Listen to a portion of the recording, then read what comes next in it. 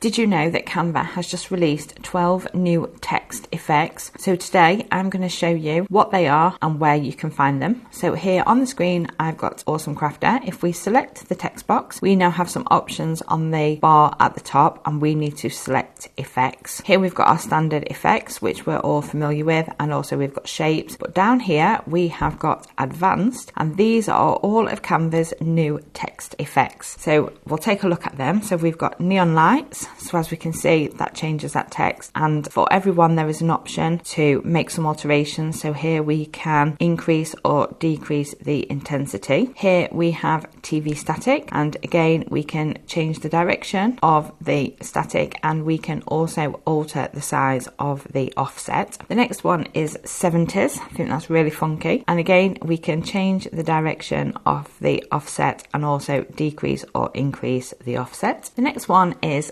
sci-fi, and again we can increase the intensity of it or decrease it depending on how you want it to look on your design. Screen print is next, and again it's giving us the options to make some alterations to the direction and the offset as well. Western, that's a pretty funky one, and we can increase the thickness of the outline for that one. Graffiti is up next, and again that's going to allow us all to increase or decrease the outline. Bubble, I really do like this one. This reminds me of when I was growing up, and again we can mess around and change the thickness of it. Aerobics, that's quite a funky one, and again it allows us to make alterations. Arcade, we can change the offset for that one. Cosmic, that one's quite nice. I like that one, and again we can alter the intensity. And the final one is pixel, and there again it gives us the option to increase or decrease the offset. And those are Canva's new 12 text effects and where they can be found inside of Canva. Hope you enjoyed this tutorial. Thanks a lot for watching. See you again soon.